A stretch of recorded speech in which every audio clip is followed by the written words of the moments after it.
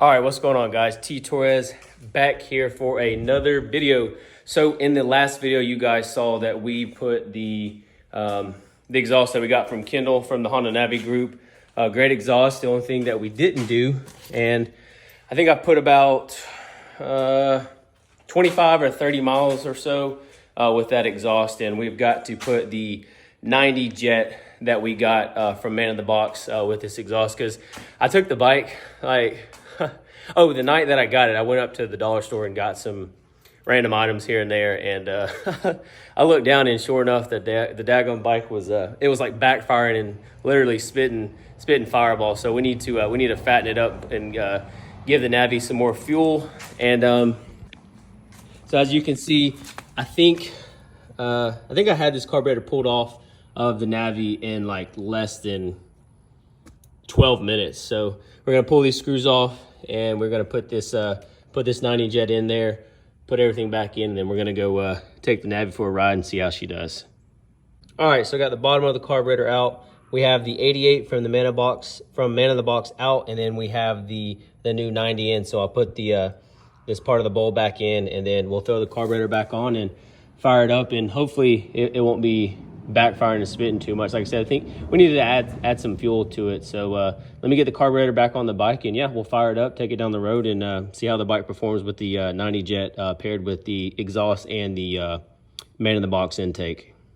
All right, got the carburetor put back on the bike. The Man in the Box intake is in, so let's see. Let's go ahead and start the bike up with the 90 jet. Make sure everything performs as it's supposed to. We'll let the bike warm up.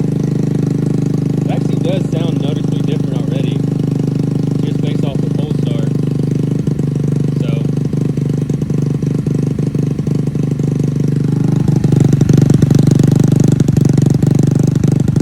it's a good sounding exhaust, but great exhaust. But I cannot wait to get the Yosh exhaust on there as well.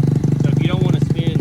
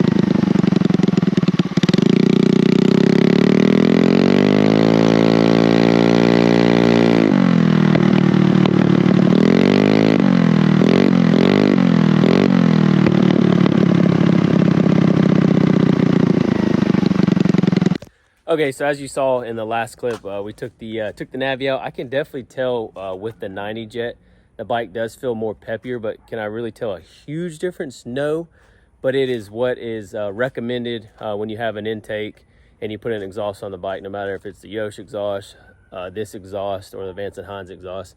You have got to upgrade the jets and the carburetor.